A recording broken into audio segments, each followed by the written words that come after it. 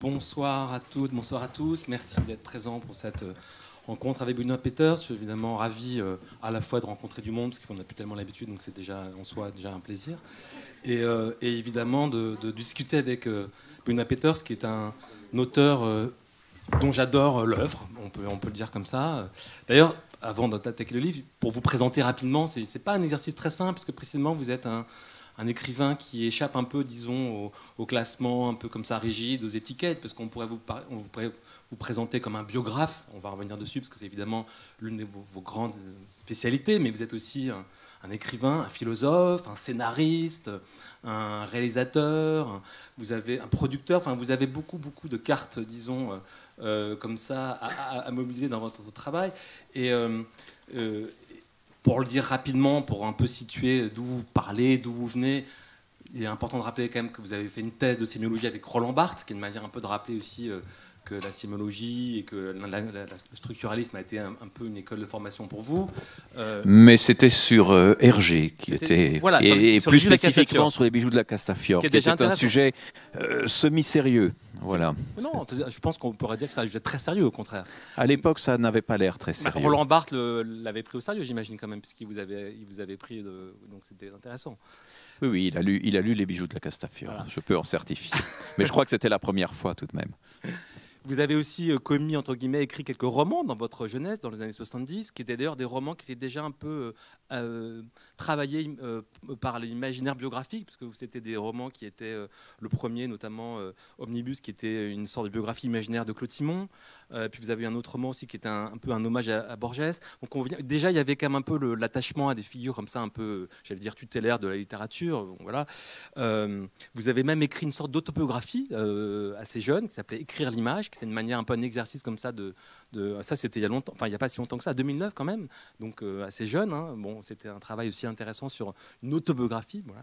Et puis vous avez fait des biographies, enfin écrit des biographies très célèbres, qui sont restées comme des œuvres un peu de référence, sur Hergé, donc l'auteur de bande dessinée en 2002, Derrida en 2010, Paul Valéry en 2014 et Sonor Ferenczi aujourd'hui.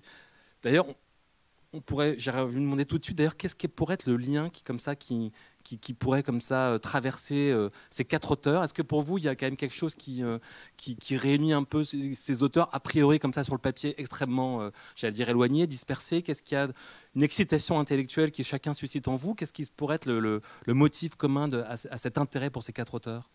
Le premier lien, c'est tout simplement la fidélité à des œuvres qui ont compté pour moi très tôt. Ferenczi peut-être un rien moins que les trois autres, mais ce sont des gens qui font partie de mes années de formation. Le deuxième lien, mais je ne m'en suis aperçu que tardivement, et c'est un lien secret, c'est la mélancolie. Ce sont probablement quatre mélancoliques à des titres divers, mais je ne le savais pas lorsque je les ai abordés l'un après l'autre. Dans le cas d'Hergé, ce n'était pas évident. Dans le cas de Derrida, c'était peut-être masqué par sa stature sociale et l'abondance de sa production. Dans le cas de Paul Valéry, c'est un peu plus visible. Et chez Ferenczi, ça prend d'autres formes, notamment d'une santé qui l'a perpétuellement préoccupé, sorte d'hypocondrie, mais c'était un peu plus que de l'hypocondrie, puisqu'il souffrait réellement de maux très divers. Voilà. Mais ça, pourquoi est-on attiré par une personne? Peut-être par l'admiration pour son œuvre, et c'est important évidemment dans le cas d'une biographie intellectuelle, mais pas seulement. Probablement qu'il y a, comme dans la rencontre individuelle, des attirances, des chimies particulières, et ces quatre personnages, non seulement me plaisaient avant que je n'écrive sur eux, mais me sont toujours très chers après avoir écrit sur eux. Et ça, ce n'est pas une évidence, ce n'est pas un automatisme. Et il y a eu un ou deux projets de type biographique que j'ai abandonnés parce que je ne sentais pas, dans l'exploration des archives ou les premières rencontres avec des témoins, je ne sentais pas cette dimension d'attachement, de sympathie qui est essentielle quand on passe beaucoup de temps à écrire un livre et fréquenter quelqu'un. Vous parlez de mélancolie, qui serait comme ça, en effet, un motif commun, mais il y aurait peut-être aussi, j'allais dire presque l'inverse. J'ai l'impression que chez ces 4 auteurs, il y a aussi une sorte de pulsion de vie, quelque chose, une sorte d'attachement très très fort, précisément, à quelque chose au vivant, à la vie. Il faut tenter de vivre, disait Paul Valéry. J'ai l'impression que chez Ferenczi, on ressent un peu ça aussi. Oui, oui, bien sûr. Et ce sont souvent, mais bon, chez combien de gens n'est-ce pas le cas, ce sont souvent des mélancolies discrètes, un peu cachées. Et effectivement, Ferenczi, notamment à Budapest et dans le monde hongrois, est une personnalité rayonnante, qui a énormément d'amis, qui a des curiosités très diverses. Face à Freud et au début de la psychanalyse, c'est un enthousiaste, c'est un combattant. Il y a une énergie chez lui qui est extraordinaire. Et puis, bon, voilà, il y a d'autres facettes. Et évidemment, si l'on pense à Jacques Derrida, à cette énergie et cette pensée jamais en repos jusqu'à son dernier souffle, Derrida partant à un colloque à Rio 2 mois avant sa mort, alors qu'il est déjà rongé par un cancer en phase terminale, et donnant une conférence de 3 heures et assistant à tout. Ça nous dit bien effectivement ce caractère double et complexe. Oui, ce sont des énergiques, et chez Ferenczi, l'énergie intellectuelle a grandi et s'est épanouie au moment où les forces physiques déclinaient. C'est ce qui rend la fin de sa vie, assez courte vie, puisqu'il est mort à 59 ans, c'est ce qui rend la fin de sa vie particulièrement attachante et déchirante. On va y revenir. Juste peut-être pour finir rapidement, disons une sorte de portrait de vous rapide. Je n'ai pas évoqué du tout votre travail sur la bande dessinée, qui est hyper important aussi dans votre propre travail, parce que vous avez été un auteur notamment d'une collection, enfin d'une série très célèbre avec François Stein qui s'appelle Les Cités Obscures notamment, et vous avez donc un intérêt pour la bande dessinée très très fort. Mais ce que on a envie de retenir comme rapidement là maintenant, c'est que quand même il y a quelque chose chez vous qui me semble vraiment très très important, c'est l'amour du récit et l'amour, comment dire, le goût pour raconter les idées, pour mettre en récit les idées. Ce qui peut paraître évident, mais qui n'est pas si commun. Faire une biographie de Derrida, qui était un très très beau livre, c'est quand même un exercice difficile, non, ça, parce que c'est un philosophe, tout le monde le sait, un peu compliqué quand même, pas facile d'accès. Vous le rendez extrêmement intelligible, en le rendant très, très vivant, incarné. Et d'une certaine manière, je pense qu'on pourrait dire la même chose de Ferenczi. J'imagine qu'il y a des petits dans la salle qui aura des choses à dire plus précises que moi là-dessus, parce que c'est vrai que c'est aussi, par définition, un corpus, une discipline qui est aussi très, comment dire, un peu, pas auto-référentielle, mais un peu quand même assez attachée à ses propres codes. Et je trouve que c'est une lecture qui est très simple, très évidente pour quelqu'un qui ne connaîtrait pas forcément la psychanalyse en détail. Et j'ai l'impression aussi, mais ça on va en discuter, que vous ne sacrifiez pas non plus, comment dire, le travail conceptuel et disons très, très technique sur cette histoire-là. Et donc ma première question serait d'ailleurs, pour un peu lancer la discussion là-dessus, c'est quel serait votre mode d'adresse? En fait, ce livre-là, quand vous l'avez écrit, j'imagine que c'est une question que vous êtes posée quand vous avez écrit sur Derrida, les philosophes, pas les philosophes, là, les psys, pas les psys. Est-ce que c'est un lecteur pour vous imaginaire important? Vous êtes attentif à quel type d'écriture en vous demandant à qui vous vous adressez? Vous voyez, c'est quand même quand on fait une biographie, j'imagine que c'est une question importante. Oui, bien sûr, c'est une question essentielle, mais je suis, pardonnez-moi de le dire, un spécialiste de rien. Je suis curieux de beaucoup de choses. Et je suis assez travailleur quand même quand je me mets à un sujet, donc j'essaie de l'approfondir beaucoup, mais je sais que je ne suis pas le plus grand spécialiste de Paul Valéry, ni de Derrida, ni de Ferenczi. Hergé un peu plus. Donc j'entre dans ce sujet en tant que non spécialiste, et forcément ce n'est pas en priorité pour les spécialistes que j'écris. J'écris parce qu'une œuvre me semble importante, ou sous-estimée, ou mal comprise. J'écris parce que j'ai l'impression effectivement que ce sont des idées que je peux raconter. Et de ce point de vue, pour revenir un petit peu vers Ferenczi, l'histoire de la psychanalyse et notamment les premières décennies de l'histoire de la psychanalyse me passionnent depuis très très longtemps. Je me souviens, jeune homme, à côté de mes lectures de Freud et un peu de Lacan, d'avoir été passionné par exemple par le livre de François Roustan, Un destin si funeste, qui jetait une lumière tout à fait remarquable sur les premiers temps de la psychanalyse. D'autres ouvrages, ceux de Paul Rosen, plus tard ceux d'Elisabeth Roudinesco, beaucoup de textes autour de l'histoire de la psychanalyse. Je me souviens aussi d'un livre, j'aurais pu le citer quelque part, de Michel Schneider, qui s'appelle Voleur de mots, qui évoquait notamment le fantasme au début de la psychanalyse d'un communisme des idées. Et quand on voit ce qu'est devenu le mouvement et les tensions internes, évidemment, on voit que cette idée n'a été qu'un mirage. Voilà, ce sont des sujets qui m'ont passionné. Ce qui m'a fait entrer plus profondément que je ne l'avais fait jusqu'alors dans l'histoire de Ferenczi, c'est la publication de sa correspondance avec Freud. Et le premier volume est sorti en 1992. Et même si les correspondances sont souvent quelque chose d'austère, avec leur abondance de notes et avec quelques lettres parfois un peu, comment dire, qui pourraient paraître oiseuses, avec des détails d'organisation de voyage ou des articles retardés, des querelles mineures. Malgré cela, ce volume m'a absolument passionné, fasciné. J'attendais le tome 2 qui est arrivé un peu plus tard, le tome 3 qui a complété cette correspondance qui est énorme. Hein, c'est la plus longue des correspondances freudiennes, la plus intime aussi. Et entre-temps, évidemment, j'ai lu le journal clinique, j'ai lu les œuvres psychanalytiques rassemblées en 4 volumes et commencé à lire un peu autour de Ferenczi. J'ai lu donc principalement, je dirais, Ferenczi dans ses œuvres et ses lettres. Il y a d'autres correspondances d'ailleurs que celles avec Freud, mais qu'on ne connaît que par fragments. Et je suis venu au travail conceptuel dans un deuxième temps, même si j'en savais quelque chose. Mais c'est vrai que connaissait-on de Ferenczi à un moment sur le plan des œuvres, c'était souvent Thalassa.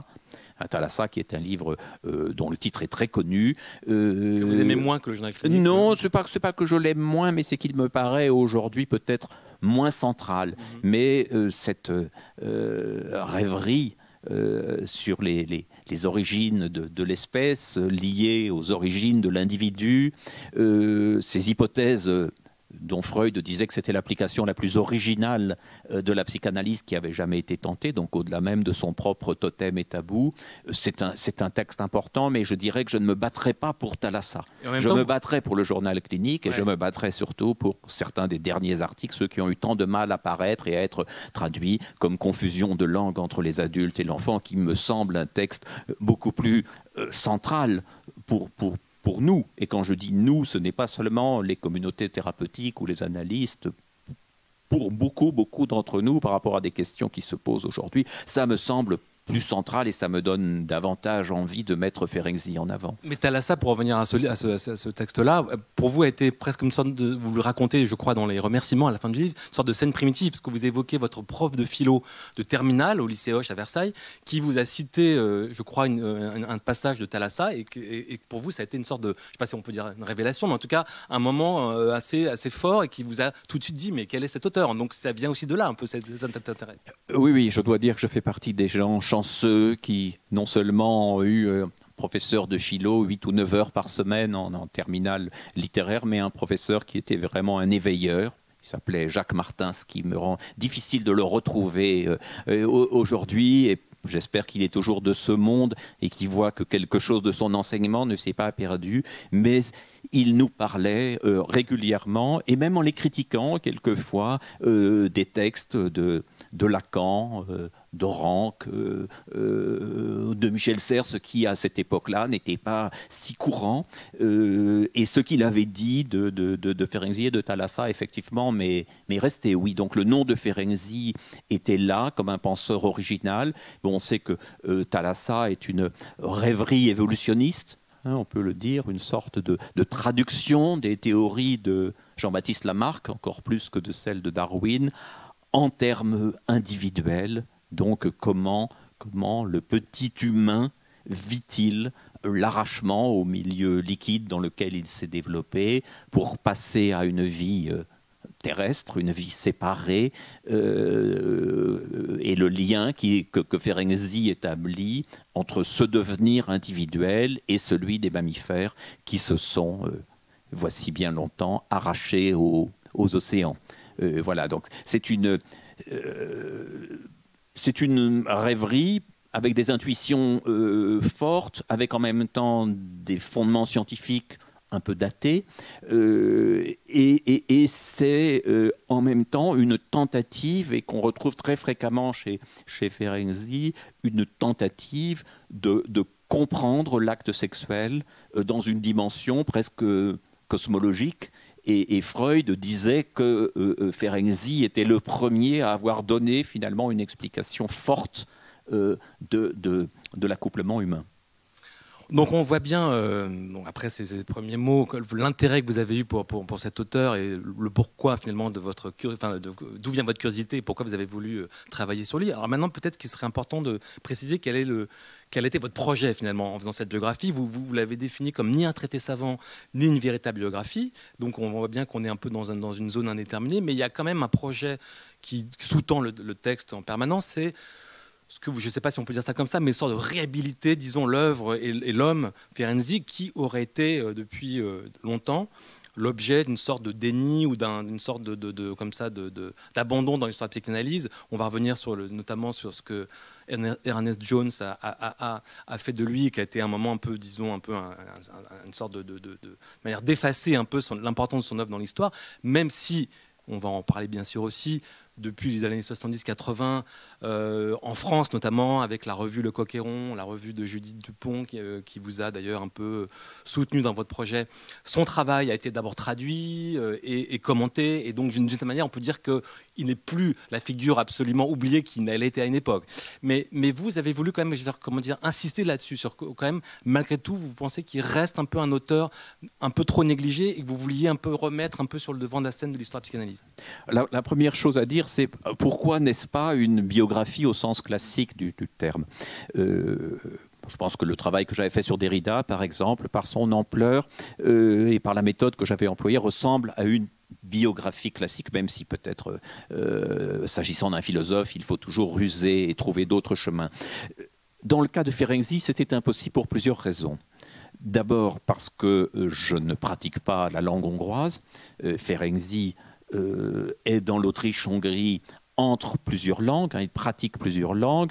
Beaucoup de ses textes sont écrits en allemand, la correspondance avec Freud se fait en allemand, mais il n'empêche qu'il y a, notamment dans les premières années, dans les premiers travaux, des éléments en hongrois dont certains ne sont pas traduits. Ça, c'est un aspect. Le deuxième aspect, c'est qu'énormément d'archives ont disparu. Énormément d'archives ont été perdues, d'abord parce que la notoriété de Ferenczi n'était pas celle de Freud ou de Jung ou d'autres grandes figures, mais surtout parce que c'est le destin de l'Autriche-Hongrie et de la Hongrie ensuite qui se joue. Il y a une montée de l'antisémitisme. L'antisémitisme a toujours été très présent à Budapest. Le maire de Vienne, Karl Lueger, parlait dédaigneusement de la ville de Judapest ou Judapest. Et l'antisémitisme est devenu une affaire d'État avant même l'Allemagne nazie, dès le début des années 20, après la très brève parenthèse de la révolution des conseils.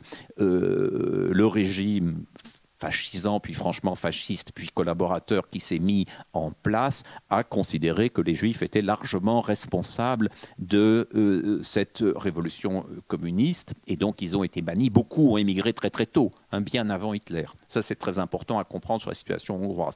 Puis, évidemment, Ferenczi meurt en 1933. C'est déjà un petit miracle que beaucoup de documents étaient sauvegardés, que notamment la correspondance avec Freud et le journal clinique ait pu être sauvée par une série d'intermédiaires, dont Michael Balint, mais d'autres aussi, qui ont mis à l'abri des documents, mais beaucoup d'autres documents moins immédiatement précieux ont été détruits. La maison de Ferenczi, la dernière maison à Buda, a été victime de bombardements puis de pillages. On sait que Budapest a été en grande partie détruit. La communauté juive hongroise a payé un tribut extrêmement lourd à la Seconde Guerre mondiale, puisque environ 600 000 juifs sur 1 million ont disparu dans les camps ou fusillés ou dans des marches forcées. Donc ça, c'est très important. Et après la guerre, évidemment, on essaye de sauver des éléments, mais très vite arrive le régime communiste qui ne prend pas en sympathie la psychanalyse, et la psychanalyse va se pratiquer presque clandestinement pendant beaucoup d'années. Et donc là aussi, ça ne favorise pas, évidemment, la conservation de documents. Donc pour toutes ces raisons, mais peut-être pour d'autres plus profondes, il n'était pas question de faire une biographie classique qui aurait commencé par la petite enfance longuement détaillée, les études, etc. Il y avait trop de trous, et peut-être aussi que Ferenczi considérait lui-même que sa vie devenait passionnante en 1908, au moment de sa rencontre avec Freud. À ce moment-là, il a 34 ans. Donc, il n'est plus qu'à la moitié de sa vie. Et finalement, donc, il y a une concentration de mon livre et de sa vie sur les années 1908-1933. Ça, c'est un élément important. Et il est vrai que je n'ai pas voulu construire ce livre tout à fait linéairement. J'ouvre le livre, et j'ai su très tôt que ce serait comme ça, par une scène qui me semble décisive, qui est la rupture d'une amitié, qui est un peu plus qu'une amitié, hein, d'ailleurs. Oui. Le lien entre Freud et Ferenczi, oui, ouais. on est à la fois dans de la filiation, dans de l'amitié, dans la dévotion, dans le débat intellectuel, dans la complicité. Enfin, c'est un lien tout à fait unique par rapport aux autres disciples ou proches de Freud. Et donc, un jour de septembre 1932, cette relation, qui s'était déjà un peu dégradée, se brise. Elle se brise à la veille d'un congrès psychanalytique, celui de Wiesbaden, où Ferenczi compte prononcer un texte, celui dont j'ai déjà cité le titre, « Confusion de langue entre les adultes et l'enfant ». Enfin, il ne porte pas encore ce titre à ce moment-là. Et Freud, qui entend partiellement la lecture du texte par Ferenczi, est exaspéré, pense que son disciple s'est définitivement égaré et lui demande non seulement de ne pas prononcer le texte, mais de ne pas le publier, de s'abstenir de toute publication pendant au moins 1 an. Il se trouve que Ferenczi est déjà très gravement malade et qu'il n'arrivera pas au bout de cette année-là. Donc c'est une situation tragique, puisque véritablement l'entretien tourne court. Je le raconte sans mettre beaucoup de notes à ce moment-là pour garder à cette scène sa force, mais je recoupe 5 ou 6 sources puisqu'on a de nombreux récits de cette scène. Freud en parle à Max Ettingen, il l'écrit à Anna Freud, Ferenczi lui-même en fait plusieurs récits, et donc on a aussi des échos du congrès de Wiesbaden où Jones notamment dit on va permettre à notre pauvre Sandor de prononcer quand même sa conférence, sauf que le congrès commence le samedi et qu'il la prononce le vendredi soir, donc devant un tout petit comité, et qu'il n'y a aucun débat, aucun commentaire, on le traite comme un grand malade auquel on a fait la charité, la grâce de laisser lire son texte. Et puis, il y aura des difficultés dès qu'il s'agira de le publier. Le texte paraîtra finalement en allemand, mais alors qu'il est traduit en anglais, Jones, peu après la mort de Ferenczi, dira que ce serait faire insulte à sa mémoire que de publier ce texte, où il n'est que l'ombre de lui-même. Et donc, il faudra attendre 1949 et l'énergie de Michael Balint pour que le texte sorte après un combat, puis qu'il soit repris en volume, etc. Donc voilà, cette scène primitive, si j'ose dire, ouvre immédiatement dans mon livre sur une autre scène, qui est celle de la première rencontre, en février 1908, quand il y a cette sorte de coup de foudre, c'est-à-dire que l'histoire de Ferenczi de ce point de vue-là est intéressante. C'est un médecin et neurologue réputé qui à Budapest a énormément de prestige et il a usé de différentes techniques, il s'est passionné pour l'hypnose, mais la première fois qu'il avait eu l'interprétation des rêves dans les mains, il avait laissé le livre de côté, l'avait dédaigné, ne l'avait pas compris. Et puis un jour il le reprend. C'est un jour de 1907, et là, c'est un éblouissement, et il a vraiment une adhésion très très forte.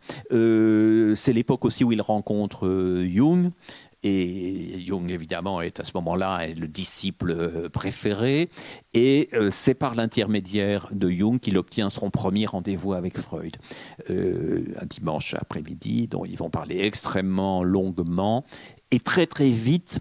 Non seulement Freud l'invite à publier, à écrire, à faire connaître avec l'énergie qui le caractérise, la psychanalyse en Hongrie, où il n'y a pas encore de véritables disciples. Et donc là, il va y avoir un travail de propagandiste remarquable fait par Ferenczi, qui va passer beaucoup de temps à traduire Freud en hongrois.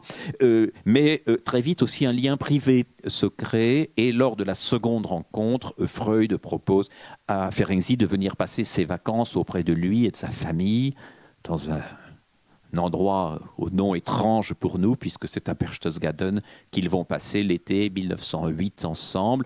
Ferenczi sympathise avec les fils de Freud. Au fond, il est toujours un petit peu, lui qui a perdu son père très jeune, qui est de 16 ans plus jeune que Freud, il est toujours dans ce rapport ambivalent entre disciple, fils, petit frère.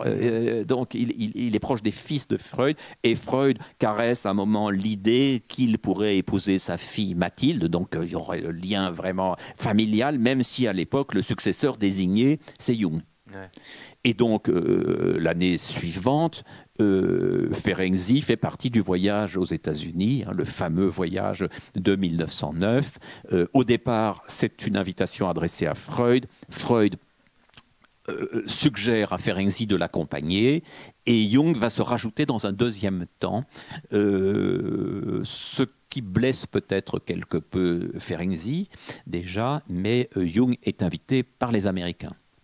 Et ce voyage est très important, il marque aussi un moment fort de leur relation, puisque le fameux texte « Les 5 leçons sur la psychanalyse », prononcé en allemand par Freud à la Clark University. Il faut imaginer des salles plus vastes que celle-ci, avec un auditoire capable de suivre les conférences de Freud en allemand. C'est tout à fait intéressant historiquement sur le poids de l'Allemagne, de l'Autriche-Hongrie.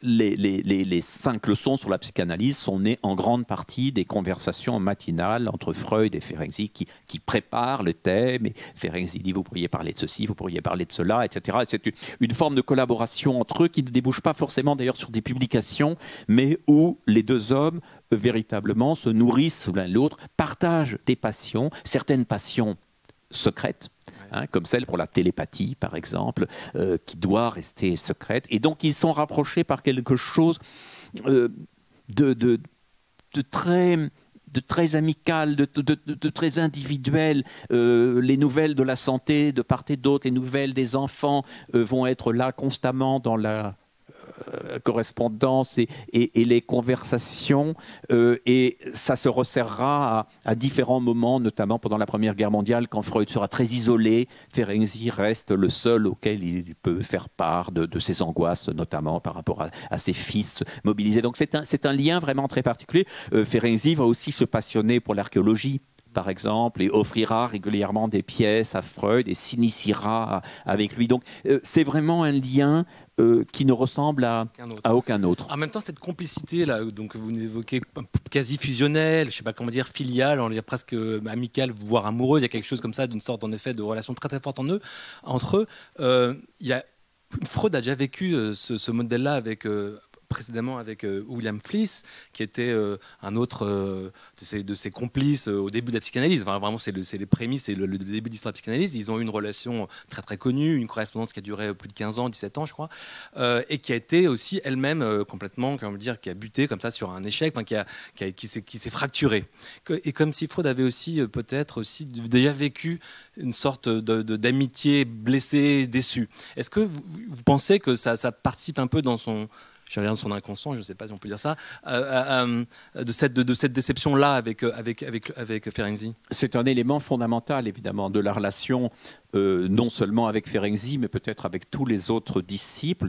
Il y a eu cette amitié de jeunesse dont Ferenczi ne pouvait pas savoir beaucoup de choses, sauf que la rupture avait été publique. Elle avait donné lieu à des publications assez haineuses.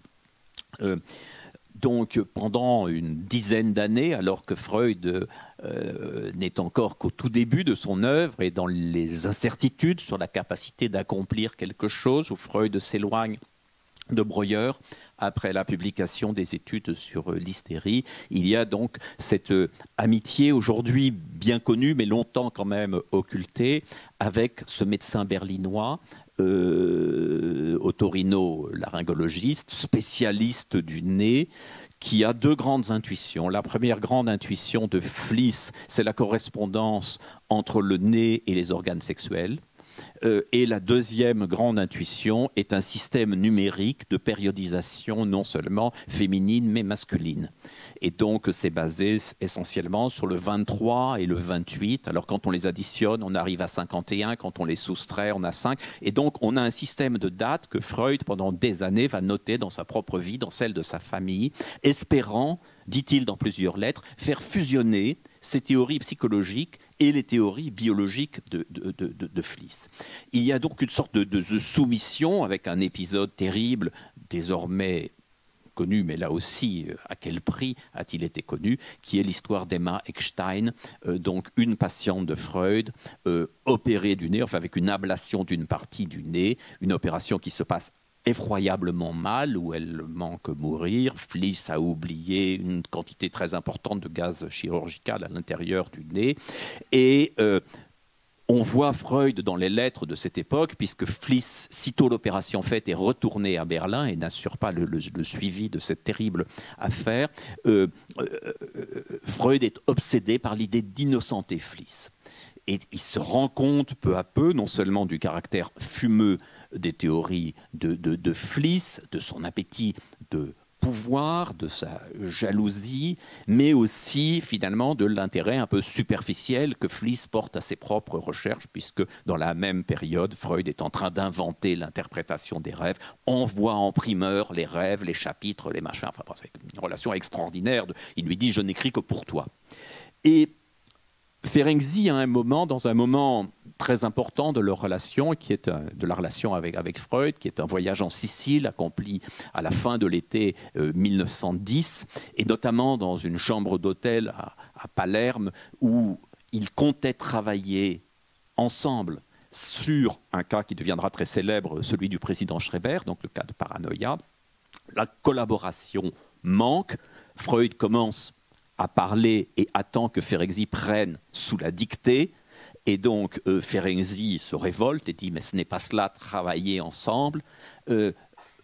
Selon les récits plus tardifs, Ferenczi donc se révolte et Freud lui répond « ah, c'est comme cela que vous voulez prendre le tout ». Et donc un malaise s'installe pendant la suite de ce beau voyage archéologique. Ils reviendront dessus et très vite, Ferenczi pointe le fait qu'il n'y a plus de désir d'amitié fusionnelle, de partage chez Freud, et que Fliess en est sans doute responsable, ou que la relation tragiquement achevée ou inachevée avec Fliess en est responsable. Et Freud reconnaît que Ferenczi a vu juste. Je n'ai plus besoin de cette ouverture totale de la personnalité que vous avez souhaité, etc. Avec une autre phrase célèbre, j'ai réussi là où le paranoïaque échoue. Évidemment, on a mis très longtemps à mesurer réellement ce qu'était cette histoire, puisque pendant longtemps, on a tout fait pour que les lettres ne sortent pas. Quand la veuve de Fliess les a vendues, Marie Bonaparte les a achetées, Freud rêvait qu'elle les brûle, qu'elle les détruise, qu'elle ne les regarde même pas. Elle a dit non.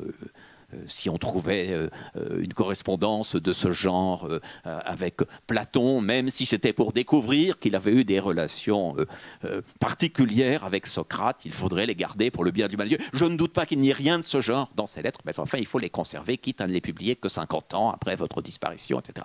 Et donc les lettres sont sauvées dans un premier temps, mais elles paraîtront après la guerre dans une édition extrêmement tronquée, d'un volume bien connu des analystes, des lecteurs de Freud, qui s'appelle La naissance de la psychanalyse, et qui non seulement ne reprend que la moitié des lettres, mais les tronque sans signaler les coupes. Par exemple, l'affaire que j'évoquais de l'opération d'Emma Eckstein est entièrement éliminée. Les moments de trop grande admiration de Freud envers Fliess sont éliminés. Donc il y a là quelque chose qui va peser sur leur relation.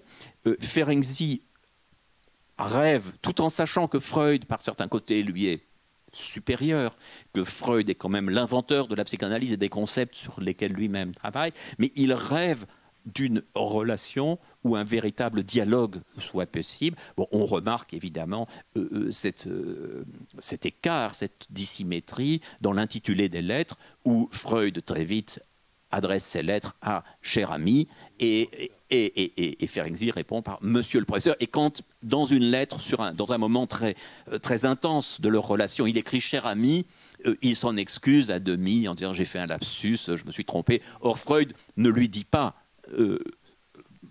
ce que nous imaginerions faire dans un cas comme ça. Ben, restons-en à ce cher ami. Nous avons dépassé depuis longtemps le stade de Monsieur le professeur, surtout quand on voit à quel point leur vie, leurs amitiés, leurs amours, leurs familles vont être inextricablement liées. Donc le Monsieur le professeur ne convient pas. Il reste cette figure un peu inaccessible et des années plus tard, se confiant à Georg Grodeck, Ferenczi dira de Freud, il était trop grand pour moi. Ouais. Il était trop grand pour moi, il avait trop d'impairs. Bon, donc voilà, il y a cette figure-là. Et le désir d'émancipation de Ferenczi est là assez tôt, mais reste longtemps inavoué.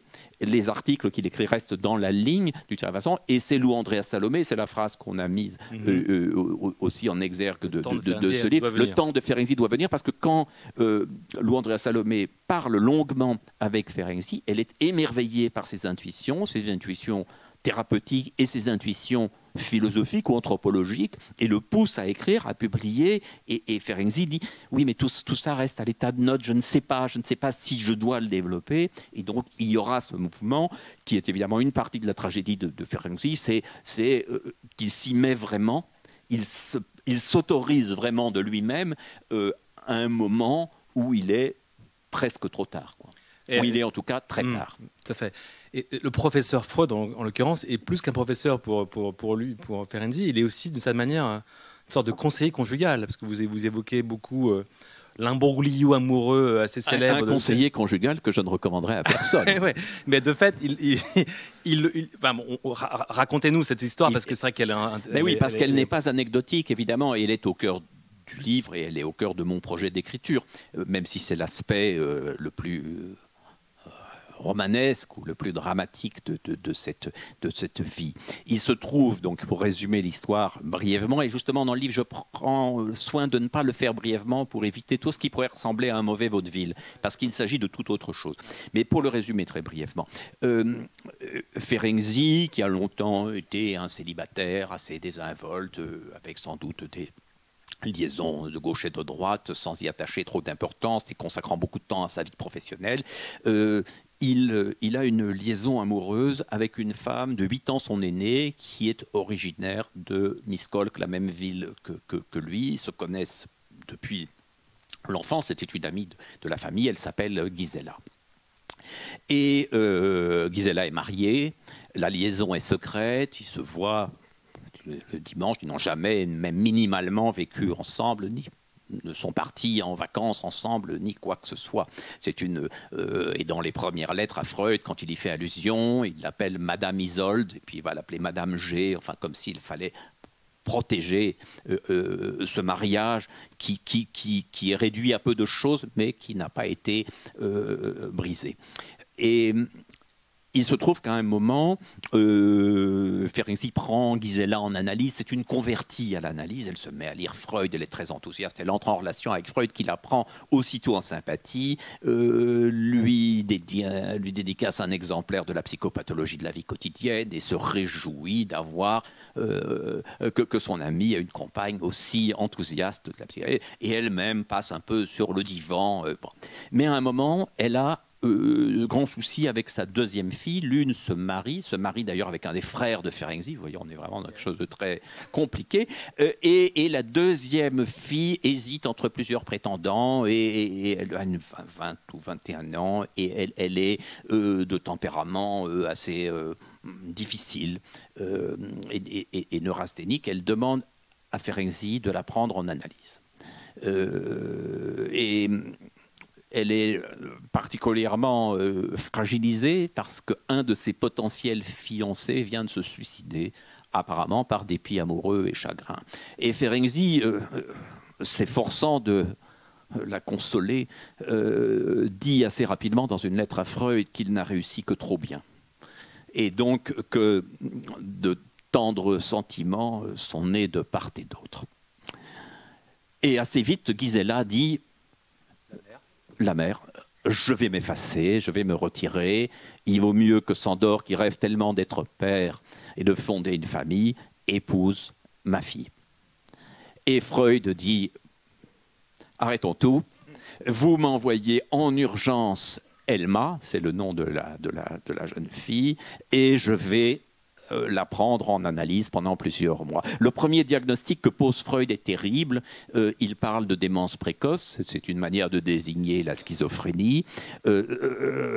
Ferenczi doute de lui-même. On n'a pas théorisé à cette époque, on est avant la Première Guerre mondiale, on n'a pas théorisé l'idée d'amour de transfert, et probablement que le premier texte de Freud sur les amours de transfert est nourri en partie de cette histoire, en partie de celle de Jung avec Sabina Spielrein, qui a servi de point de départ au film assez connu de Cronenberg, A Dangerous Method. Mais l'histoire de Sabina Spielrein est assez intéressante, quoique moins compliquée, à mon avis moins riche que celle de Ferenczi entre Elma et Gisela. Donc, il va se passer là des choses très étranges. Les lettres circulent en tous sens. Les indiscrétions sont la règle. Elma écrit à sa mère, elle écrit à Sandor, la mère montre les lettres, y compris les lettres où il est dit surtout ne les montre pas. Freud dit je vous dis en confidence quelque chose, et Ferenczi s'empresse de le répéter à Gisela. Enfin bon, ça circule dans tous les sens, c'est vraiment par rapport aux règles analytiques qui se sont établies beaucoup plus tard, ça semble des transgressions continuelles et en plus quelquefois empreintes de certaines malveillances. Par exemple, Freud ne cache pas à de nombreuses reprises sa préférence pour Gisela, disant non, il faut l'épouser. De toute façon, vous l'avez connue plus jeune. Maintenant, oui, c'est vrai, vous ne pouvez plus avoir d'enfants avec elle, mais enfin, bon, la jeunesse n'est pas pour vous. On sent aussi que Freud redoute un peu le mariage avec une jeune femme qui peut-être éloignerait Ferenczi de lui. Enfin, tout se mélange. À un moment, on arrive à une situation assez catastrophique, c'est-à-dire qu'elle revient, elle retombe amoureuse de Ferenczi, qui retombe amoureux d'elle, mais en même temps continue à vouloir la prendre en analyse pour compléter l'analyse interrompue. Donc il y a une tractation, elle accepte de continuer l'analyse en pensant que le mariage sera la récompense, mais à chaque moment, c'est susceptible de s'arrêter. Freud continue à écrire très régulièrement, à déconseiller les choses. Bref, elle va faire un mariage de dépit catastrophique, hein, qui ne durera qu'un an et demi. Après de longues années, Ferenczi va se décider à épouser Gisela, mais ce sera un mariage de raison un peu marqué quand même par tout ce qui s'est passé. Et chaque fois qu'Elma réapparaît dans le paysage, Gisela, et j'ai longtemps trouvé cela admirable avant de trouver ça un peu suspect, Gisela se dit prête à s'effacer et disant mais maintenant Elma pourrait divorcer, tu pourrais l'épouser, vous pourriez avoir des enfants et moi je veillerai sur vous, etc. Bon. Bref, un quatuor invraisemblable, et pour vous situer simplement par un détail le caractère invraisemblable de ce qui s'est mis en place, lorsque après avoir traversé de nombreuses maladies plus ou moins psychosomatiques, Ferenczi se décide à demander la main de Gisela, il demande à Freud de formuler la demande en mariage.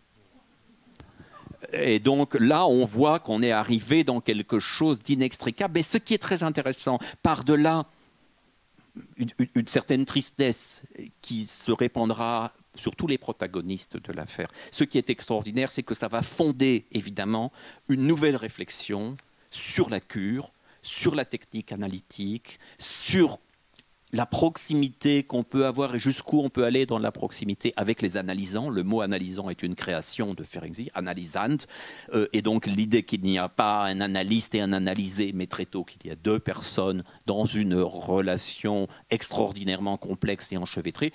Ferenczi va devenir le premier théoricien, je crois qu'on peut le dire, du contre-transfert. Le premier à insister avec une force extrême sur la formation de l'analyste.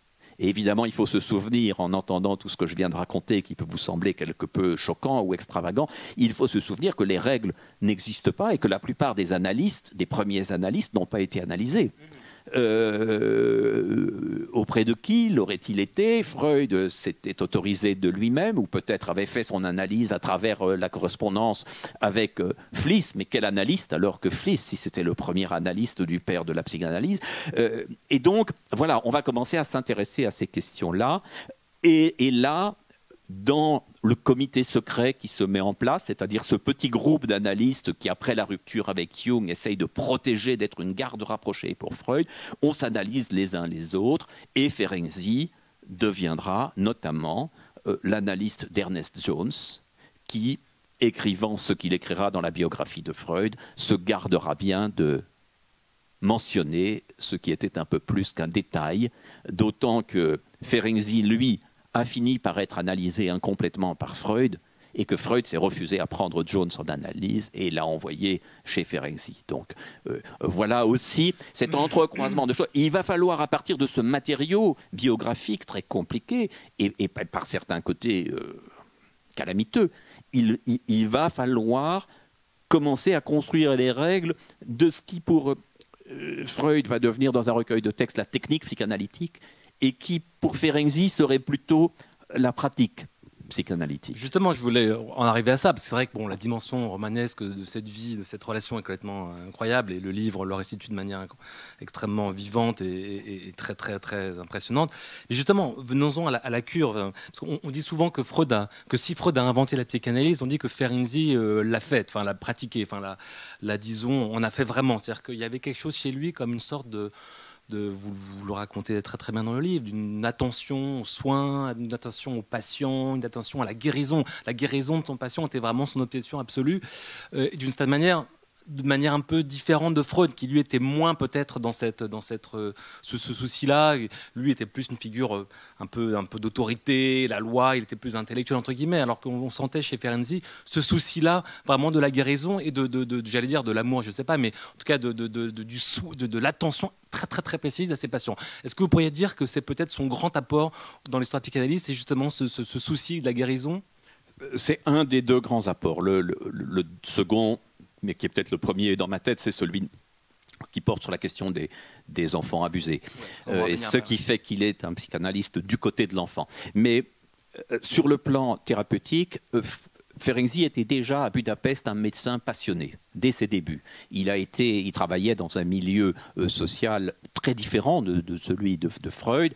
Il travaillait vraiment auprès des indigents dans les hôpitaux publics, auprès des prostituées, vraiment de gens extrêmement fragiles. Il travaille énormément comme thérapeute et dès le début, alors même qu'il n'a pas rencontré la psychanalyse, il écrit par exemple un article tout à fait remarquable sur les erreurs de diagnostic.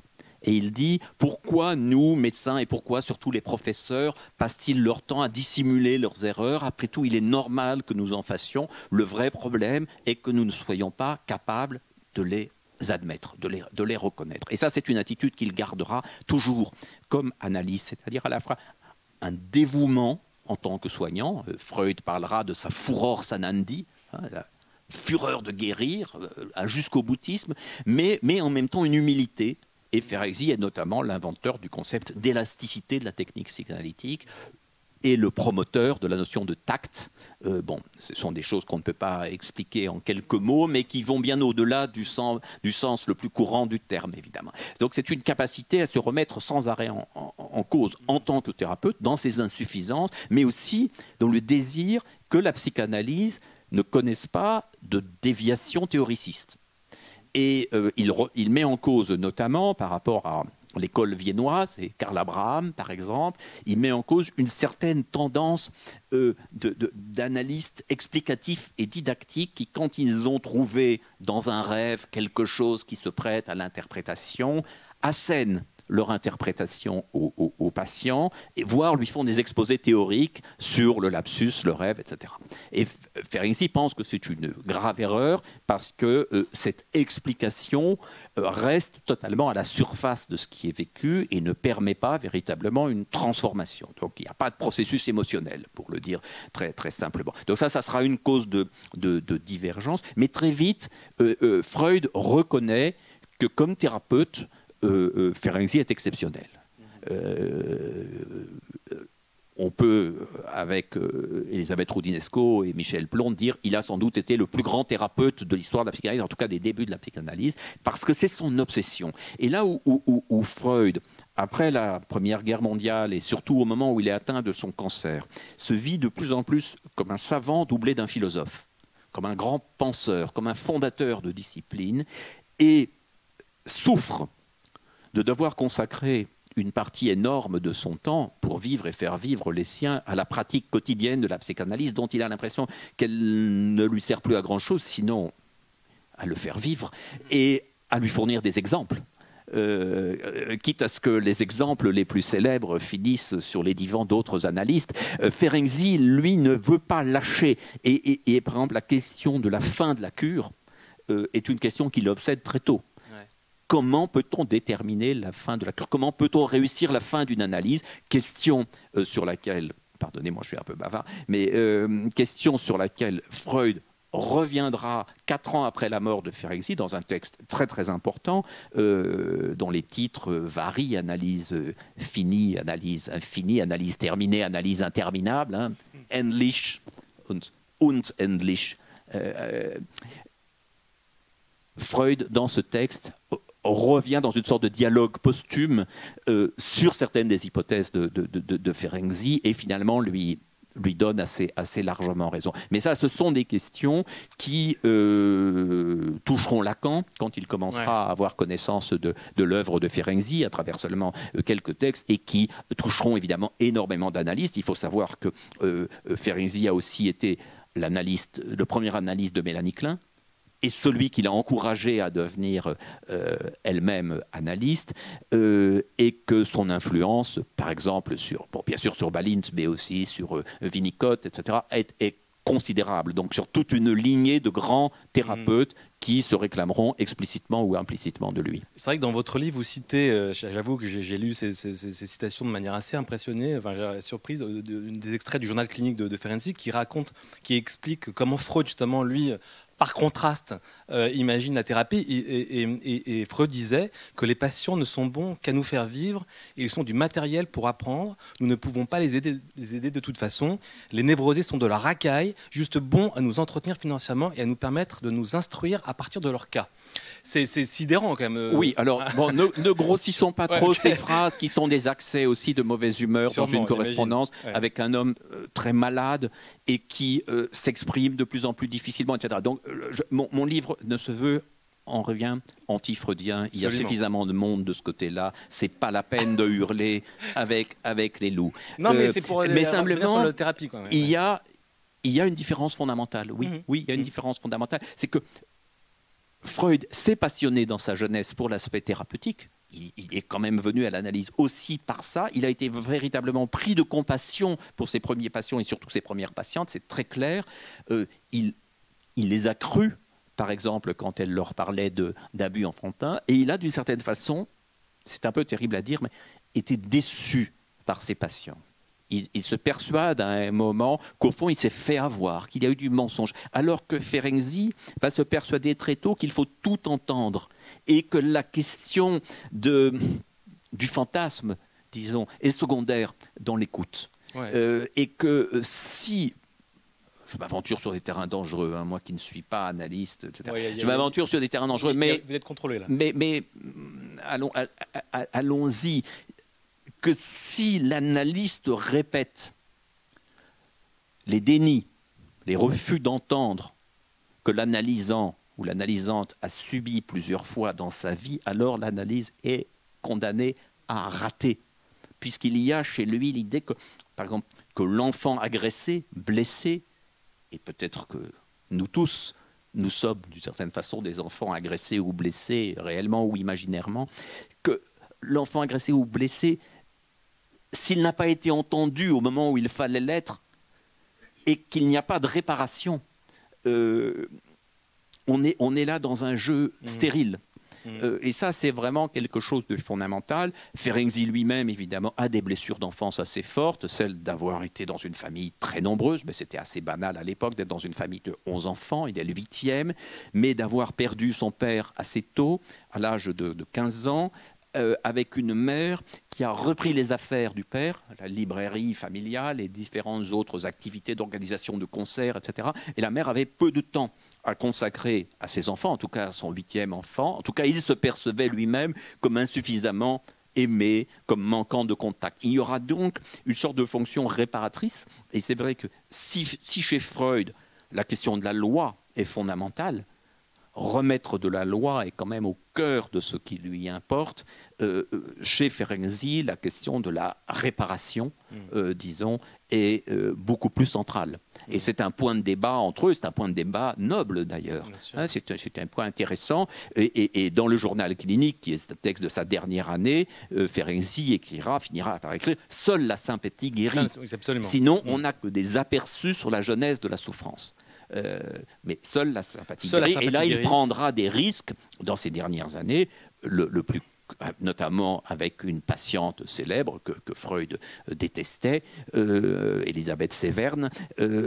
Ferenczi ira jusqu'à pratiquer l'analyse mutuelle, c'est-à-dire à un moment accepter de renverser les rôles et de se laisser analyser par sa patiente, ce qui débloquera une analyse qui était alors dans l'impasse. Mais en même temps, Ferenczi sent très vite les risques, puisque d'autres de ses patients et patientes, ayant entendu parler de ça, réclament aussi l'analyse mutuelle. Et à un moment, il note avec découragement, voici 3 jours que je n'ai fait que me faire analyser par mes patients, etc. J'en peux plus. Bon, et donc, il est toujours prêt à la fois à s'engager et en même temps à rebrousser chemin. C'est cela aussi l'élasticité de la technique psychanalytique, c'est qu'on essaye, qu'on n'est pas au fond, et là je pourrais reprendre une belle formule d'Isabelle Stengers qui avait écrit à propos de la psychanalyse il y a quelques années un petit livre qui s'appelle La volonté de faire science. Ouais. Au fond, on n'est pas chez Ferenczi dans la volonté de faire science.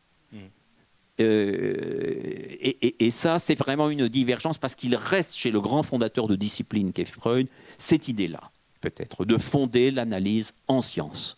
Et selon Ferenczi, de plus en plus, ce rêve est vain. Et la volonté de guérir lui apparaît infiniment plus importante. Je trouve que c'est ce qui rend d'ailleurs votre livre très très beau, c'est que ça le rend extrêmement attachant, parce qu'on voit bien en creux que c'est quand même une personnalité extrêmement humaine et très sensible. Et c'est vrai que ce souci-là, je trouve, est très très beau dans notre livre, et ça le rend, je trouve, extrêmement attachant. Mais c'est en même temps ce qui fait de lui un écorché vif et ce qui va rendre les dernières années de sa vie particulièrement difficiles, notamment parce que dans une époque où peut-être les cadres analytiques n'étaient pas aussi précisément fixés, lui, les fait, le peu qu'il y en a, il les fait exploser. Il accepte de ne pas se faire payer, il emmène, alors il n'est pas le seul à l'avoir fait, mais il emmène ses patients en vacances, il les reçoit 3 ou 4 fois le même jour, il arrive au milieu de la nuit dans des cas de crise. Il y a quelque chose chez lui qui est sans limite. Et évidemment, ça va contribuer à le détruire. Et Grodek, 1 an après la mort de Ferenczi, enverra une lettre à sa veuve qui insiste sur cet aspect-là. C'est-à-dire qui dit aucun de nous ne pouvait le suivre sur ce chemin. Mais sa fragilité, dont vous parlez, elle a été aussi instrumentalisée un peu justement par Hannes Jones, qui a beaucoup mis en avant le fait qu'il était... il y avait une forme de folie. Je ne sais plus quel était le mot pour qualifier cette folie-là, mais ça a été longtemps comme une légende qui l'a toujours poursuivi. C'est justement Ferenczi était un petit peu complètement pas dans les clous. Et un peu, comment vous avez travaillé justement sur cette question-là ? Il y a donc quelque chose qui se répand, une rumeur qui se répand dans les années 20, à partir du milieu des années 20, qui est l'idée que plusieurs disciples de Freud ne sont pas assez solides pour tenir le coup. Et c'est donc d'abord Otto Rank et puis Ferenczi qui vont être victimes de cette mauvaise réputation. Depuis longtemps déjà, on avait tendance dans les milieux psychanalytiques, quand quelqu'un s'écartait, à dire qu'il était paranoïaque ou autre chose. On trouvait une qualification psychiatrique qui évitait de discuter plus profondément les choses. Et on connaît des histoires tragiques comme celle de Tausk, qui s'est suicidé assez tôt. Mais donc Ferenczi et Rank travaillent à un moment ensemble sur un petit livre qui s'appelle Perspectives de la psychanalyse, et que Freud approuve d'abord, et puis qu'il va désapprouver. Au même moment, Rank travaille sur son premier travail vraiment personnel, enfin le plus personnel de ses travaux, qui est le traumatisme de la naissance, et Ferenczi sur Thalassa. Ces 3 livres sortent en fait dans une période très resserrée, très peu de temps après qu'on a détecté le cancer de Freud, qui est d'abord un secret entre les disciples. On essaye même de le cacher à Freud, ce qui le rendra furieux.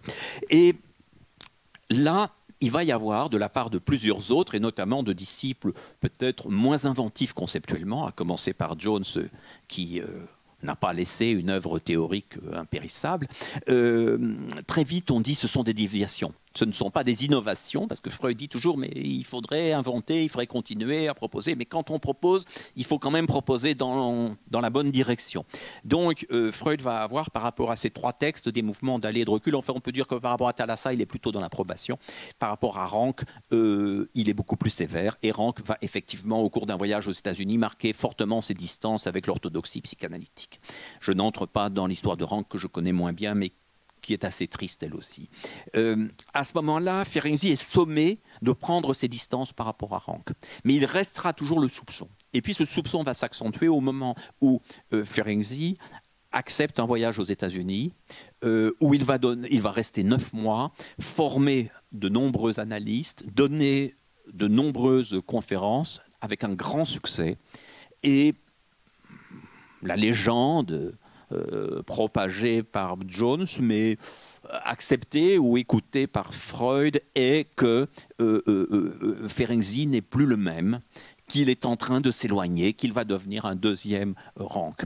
Et comme à ce moment-là, effectivement, peut-être un peu conforté par ce voyage, et par les atteintes de l'âge, puisqu'il est vieilli assez précocement, avec des maladies nombreuses, Ferenczi se dit, maintenant je dois mettre en forme mes idées, je dois publier, je dois m'aventurer, je dois prendre des risques, et dans les textes sur la pratique analytique et dans mes intuitions. Il écrit un peu moins souvent à Freud, qui s'en inquiète. Il s'est rapproché de Grodek, qui est un personnage compliqué, ambigu, mais avec lequel il a une relation plus facilement égalitaire. Et donc Freud est blessé. Je crois qu'il est vraiment blessé comme individu. Il se sent abandonné. Il faut dire aussi que donc Rank, qu'il avait protégé beaucoup, est parti, que Karl Abraham est mort en quelques semaines, sans doute d'un cancer non détecté. Et Jones ne lui a jamais vraiment plu, n'a jamais été vraiment un intime. Et donc la relation va se concentrer sur Anna Freud, hein, qui le remplace dans la plupart des occasions psychanalytiques et qui devient son alter ego, sa partenaire, la personne avec qui il peut discuter. Donc il est à la fois un peu blessé par l'abandon, ou ce qu'il perçoit comme un abandon de la part de Ferenczi, et il a peut-être un peu moins besoin de lui. Il faut dire que la vie de Freud est quelque chose d'assez insensé, puisque recevant des patients pratiquement toute la journée, il trouve quand même le temps d'écrire des textes théoriques extrêmement nombreux et de haute qualité, de veiller aux éditions psychanalytiques et à l'institution, et d'écrire le soir des lettres qui sont différentes pour chacun. Hein, c'est vraiment extraordinaire de voir la beauté de beaucoup de ces lettres, et surtout le fait qu'il s'adapte à chaque correspondant, etc. Tout cela en luttant contre le cancer, avec des opérations successives qui auraient conduit, je pense, à peu près n'importe qui à se mettre totalement en retrait. Donc, voilà, c'est aussi pour dire que ce dernier Freud, ce Freud qui verra aussi la montée du nazisme sans en prendre toute la mesure, contrairement à Ferenczi, qui voit tout de suite, alors même qu'il est malade, qu'il souffre de leucémie, qu'il va mourir, Ferenczi voit tout de suite ce qui va se passer et dit à Freud dans sa dernière lettre en 1933, vous devez partir, vous mettre à l'abri avec votre famille, sans doute en Angleterre, et Freud lui répond à ce moment-là, mais que voulez-vous qu'il m'arrive? Je suis un vieil homme, au pire on interdira mes écrits, etc.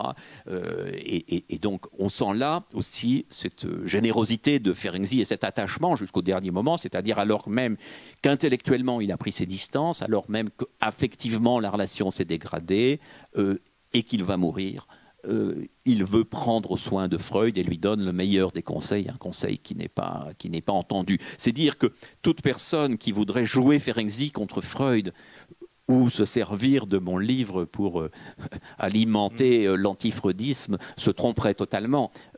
Jusqu'à la fin, la rupture de Ferenczi avec Freud est une source de tristesse. Et il sait très bien que son œuvre ne pourrait pas exister sans les soubassements conceptuels freudiens. Donc il y a là un amour déçu, mais en aucun cas une rupture intellectuelle, et il veut rester fidèle. Par contre, par rapport à l'institution psychanalytique, et notamment une question qui revient souvent, qui est la présidence de l'Association psychanalytique internationale, qu'il a contribué à fonder, il est un de ceux qui l'a vraiment initié, cette présidence, il ne veut pas l'assumer parce qu'il... on la lui a refusé à des moments où peut-être il aurait pu la prendre, et là, il veut garder son indépendance d'esprit et sa liberté de sortir de l'orthodoxie. C'est aussi ça une des tragédies de la fin de sa vie. Le temps passe, mais c'est tellement passionnant. J'ai encore plein de questions. On va vous donner la parole dans la salle s'il y a des questions. Peut-être une dernière petite question quand même. J'aimerais vous proposer de faire une sorte, je sais que ça devrait être complètement interdit, mais une sorte de petite psychanalyse sauvage de Ferenczi lui-même, parce qu'il y a quelque chose que je trouve assez frappant chez lui, en vous écoutant là, c'est qu'il y a une tension, une sorte d'oscillation entre quelque chose de très mature chez lui, notamment dans son rapport, en effet, vous l'avez dit, à l'éthique analytique, à la cure, à tout ça. On voit bien qu'il y a quand même une grande force. Il y a en même temps quelque chose chez lui d'immature ou très enfantin, notamment dans ce rapport à ses amours, on en a parlé, à Freud lui-même, comme quelque chose d'une sorte de quelqu'un qui est très dépendant aussi, de très dépendant. Comment vous comprenez cette tension-là entre, disons, deux aspects assez, j'allais dire, opposés? Alors, je crois qu'il faut lire et entendre le sous-titre de mon livre. En un sens, l'enfant terrible, vous savez, l'enfant terrible, c'est un cliché, c'est une formule toute faite. L'enfant terrible de la psychanalyse, c'est la manière dont on a souvent désigné Ferenczi, pour insister peut-être sur un côté imprévisible ou une possible dissidence. Mais entendons d'abord, dans cette formule, l'enfant de la psychanalyse. Premier sens. L'enfant de la psychanalyse, c'est vraiment quelqu'un qui dira, lorsqu'il rencontre Freud, qu'il a l'impression d'être né, une deuxième fois, né comme homme, avec cette rencontre, non seulement de Freud, mais de la psychanalyse. Et toute son œuvre est celle d'un enfant de la psychanalyse qui tente de la faire grandir et de la développer, et il y a contribué largement. Mais c'est aussi l'enfant tout court, l'enfant blessé. Il y a une très belle remarque d'Anna Freud, qui avait été liée de relations proches avec Ferenczi pendant longtemps, et qui avait, peut dire, je crois, une vraie sympathie pour lui, et qui lui dit un jour: vous analysez les adultes comme j'analyse les enfants. Et Ferenczi prend la balle au bond et dit: oui, je cherche toujours l'enfant dans l'adulte. Ça peut sembler en un sens très simple et presque attendu par rapport à la démarche analytique, mais je pense qu'à l'époque c'était assez neuf. Cette idée d'aller chercher l'enfant par-delà peut-être la mise en scène qu'il pouvait y avoir souvent de la cure, qui faisait davantage appel à l'interprétation et la raison. Et là, il va y avoir évidemment cette attention à l'enfant fragilisé, à l'enfant mal aimé, à l'enfant abusé.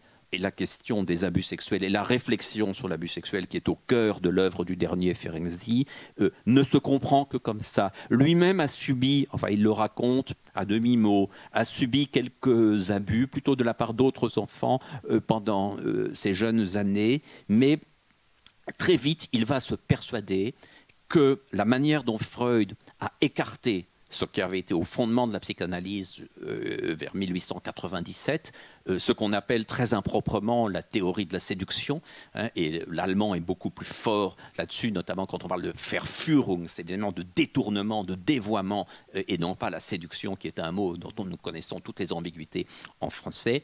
Très vite, Ferenczi se persuade qu'on a écarté trop vite cette théorie. Il va d'ailleurs remettre en cause d'autres choses, par exemple le rejet des homosexuels, qui a chez pas mal d'analystes, les théories freudiennes sur la sexualité féminine. C'est-à-dire, dans le groupe hongrois, nous avons beaucoup discuté, nous ne sommes plus tout à fait persuadés que l'envie du pénis, etc. Bon, il faudra que nous en reparlions, mais c'est déjà trop tard, ils ne peuvent plus en parler. Mais enfin, ils discutent d'ailleurs dans un groupe hongrois où les femmes ont une très grande place. Donc il va y avoir cette idée que non seulement il faut entendre, mais que cette idée que grosso modo l'essentiel serait des constructions fantasmatiques ne tient pas. Et que les abus dans tous les milieux sociaux, et notamment les abus sexuels, les abus incestueux, sont beaucoup plus répandus qu'on ne le dit. Et il s'en persuade avec force, et c'est quand même autour de cette question que la rupture avec Freud va se faire de manière cinglante. Alors quand on voit aujourd'hui, évidemment, tout ce que les dernières années nous ont montré, on sent à quel point nous sommes, en tout cas je suis, de ce point de vue-là, du côté de Ferenczi. Et que l'idée freudienne qui est belle conceptuellement, qu'il n'y a pas de signe de réalité dans l'inconscient, donc on ne peut pas trancher entre un fait qui serait réellement arrivé et une reconstruction fantasmatique, que cette idée-là a été peut-être utilisée un peu trop, et aussi parce que socialement, c'était invivable pour Freud. En 1897, il était en train d'être mis au banc lorsqu'il a exposé ses premiers textes sur l'étiologie des névroses devant une communauté de médecins viennois. Il a été quasi mis au banc de la société viennoise, qui de toute façon ne l'a accueilli que difficilement, mais là c'était trop. Et ça, c'est quand même quelque chose qu'il faut aussi comprendre socialement, et oui, dans la construction d'une carrière de médecin à Vienne à la fin du 19e. Il y a donc un renoncement. Et cet abandon de la théorie de la séduction, Ferenczi se persuade que c'est une catastrophe. Donc voilà, j'ai répondu un petit peu au-delà de votre question, mais sur cette question d'enfant, c'est-à-dire être du côté de l'enfant, parce qu'on l'est d'une certaine façon soi-même, accepter que l'analyste lui-même soit dans cette position de fragilité, accepter les larmes par exemple, qui va être un des traits de Ferenczi, c'est qu'il ne dissimule pas ses larmes s'il est ému pendant une analyse, et d'autres pensent que c'est une faute. Une transgression majeure. Merci à ces patients quand ils les quittent à la fin de la séance. Alors tout cela se paiera évidemment dans l'après-coup, puisque après la rupture avec Freud, on va vraiment l'écarter, occulter les textes, faire disparaître son œuvre pendant assez longtemps. Il faut dire que la Seconde Guerre mondiale va aussi jouer son rôle. Jones présidera pendant une très longue période l'Association psychanalytique internationale, essayant de sauver l'institution par des temps plus que troublés et prenant des décisions parfois plus que douteuses, acceptant, il est à La Réunion où on écarte les derniers analystes juifs en Autriche. Il est à La Réunion, il ne la quitte pas, en pensant qu'il faut sauver ce qu'on peut sauver. Et après la guerre, alors que Michael Balint, qui a travaillé avec Ferenczi, s'emploie à sauver les textes et commence à vouloir qu'on publie la correspondance, qu'on publie le journal clinique, etc., Jones fait tout pour que ça ne se passe pas, dit que ce serait faire un tort considérable à Ferenczi, ces derniers textes sont indignes de lui, d'ailleurs ils sont illisibles, etc. Et dans la biographie, par petites touches dans le tome 2 de la biographie de Freud, massivement dans le tome 3, quand il relate ce qu'il appelle ces dernières années, qui deviendront dans la correspondance avec Balint ces derniers mois, et puis ces derniers jours, ce qui n'est quand même pas la même chose. Il mélange la maladie organique, la leucémie, enfin, la variante de leucémie dont souffre Ferenczi, et un délire paranoïaque. Alors, les derniers jours de Ferenczi ont été terribles, mais beaucoup de ses proches disent que jusqu'à 2 ou 3 jours avant sa mort, on pouvait avoir des conversations parfaitement sensées avec lui. Et là, il faut saluer non seulement le groupe du Coquéron et tous les analystes qui se sont employés, parce que la France a eu un rôle pionnier, à faire redécouvrir les textes, à les rassembler, à les traduire, mais Madame Judith Dupont, que j'ai eu la joie de rencontrer plusieurs fois, qui vient de fêter ses 95 ans. J'ai réalisé avec elle une interview que vous pouvez trouver sur YouTube qui est très émouvante. Et sans Judith Dupont, qui, via Balint et Elma, la fiancée conduite, a souhaité transmettre l'héritage ferenczien à Judith Dupont, qui a assuré cette mission de manière exceptionnelle et qui a vraiment contribué à remettre cette œuvre en lumière. Et donc là, ça a été une série de choses qui ont permis que le nom de Ferenczi soit prononçable et que l'œuvre soit lue et soit comprise. Et c'est pourquoi on peut dire, je crois, le temps de Ferenczi est venu, non peut-être pas comme un messie, c'est pas ça qu'il s'agit, mais le temps de Ferenczi est venu, c'est-à-dire de le prendre en compte comme un morceau essentiel de l'histoire de la psychanalyse et surtout comme quelqu'un qui peut servir. Ouais. nous servir. Ce n'est pas une pièce d'archive. Et d'ailleurs, je n'aurais jamais écrit ce livre si j'avais pensé que c'était une pièce d'archive. Il peut servir parce que pendant trop longtemps, on ne l'a pas lu, pas compris, on n'a pas saisi ces enjeux. On peut regretter, en lisant certaines déclarations de Françoise Dolto, par exemple, à côté de choses admirables, on peut regretter qu'elle n'ait pas lu Ferenczi et certains des textes tardifs, mais pour beaucoup d'autres, on peut regretter aussi que Ferenczi n'ait pas été davantage présent dans leur formation et leur pratique et leur lecture. Merci infiniment. Tout à fait.